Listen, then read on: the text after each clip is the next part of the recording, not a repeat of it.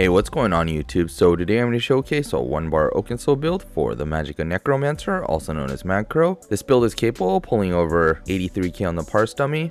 This build is not a solo build and is optimized for group content. I will be using mythics and trial gear, so this is not a super beginner friendly build, but rather more for endgame players who prefer 1-bar builds. Keep in mind that this build is set up with trial gear, but there will be a gear alternative section to mix and match whatever sets you may have access to. With that being said, here's the build. Starting off in the character sheet, I have 64 points in a Magicka, and I'm running the Thief Mundus. For the race, I'm a High Elf. I think High Elves have some of the best passives for Magicka DPS. For the food, we're going to be opting to run Clockwork Citrus Fillet for any hard content. A cheaper and easier to acquire alternative would be Witch Mother's Potent Brew, and lastly, if you're parsing or need more sustain, then Ghastly Eyeball is always the go-to. For the potions, since we're using Oakensoul, we just opt to use Essence of Magicka. Keep in mind that we do not need to use Essence of Spell Power because Oakensoul provides major sorcery and major prophecy for us, so we can just opt to use that instead. Another good option is using Tri-Stat potions because they'll give us health and stamina as well, so that's another option to consider. So for CP for the blue tree, we're going to be running Master at Arms, Deadly Aim, Wrathful Strikes, and Backstabber.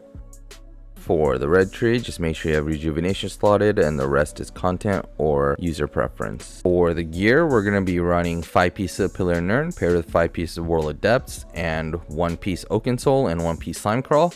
So breaking down in the main hand, we have a Pillar Nirn Dagger in Nirnhone with a flame damage enchant and the offhand charge with a poison damage enchant. For the head, we have 1 piece of Slime Crawl in medium traded in Divines with a max mag enchant. For 1 piece of the body, we have Pillar Nirn. This is going to be in Divines with a max mag enchant. For the rest of the body, we have 5 pieces of Whirl of Depths, all traded in Divines with max mag enchants. And for the jewelry, we have 2 pieces of Pillar Nirn jewelry, both traded in Bloodthirsty with spell damage enchants.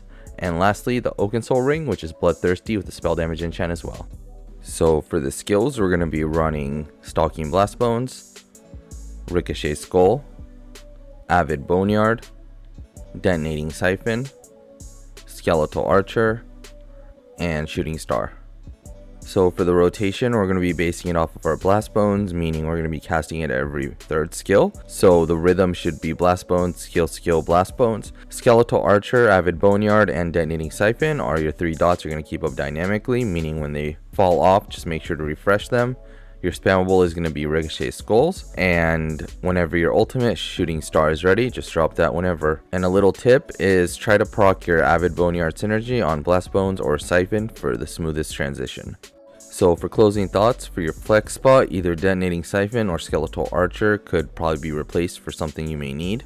If you want to play fully at range, you can drop the daggers and go Inferno Staff and you should be just fine. You'll lose a little bit of DPS, but it is the trade-off for being fully at range. Keep in mind that Necros have an ultimate Colossus, which is still a very powerful tool, especially in group content. So it's a good alternative, especially if you don't have Shooting Star or the group needs it. So for gear alternatives, instead of running Whirl and Pillar, you can opt to run different sets. Some good sets would be Bosse is still good if you can control your Magicka. Sororia is really strong still if you don't mind being semi-stationary. Advancing Okeda can work if you're using daggers. Coral Riptide and Reliquin for a hybrid build wouldn't be a bad idea either. If you are going to opt to use Coral Riptide, you're going to have to figure out a way to burn your stamina, which may be possible on some builds but not on others. Aegis Collar is also a really good AoE set. It's not as hard hitting as Reliquin, but it is still a good option. And lastly, if you want a super budget build, then Order's Wrath and Julianos would be a perfect fit. And that wraps up the build explanation section of this portion. As always, thank you for watching my video. If you have any questions or comments, feel free to leave them in the comment section down below, or better yet, come join our Discord. Link is in the description. As a reminder, if this video helped in any way, please help the channel grow by subscribing and liking the video. I will also have a written guide in the description for those who would prefer that. And lastly, I've also started a channel membership for those who'd like to go the extra step to help support me so I can focus on more content creation. And as always, feel free to stick around for the attached parse. If not, have a good day and see you in the next one.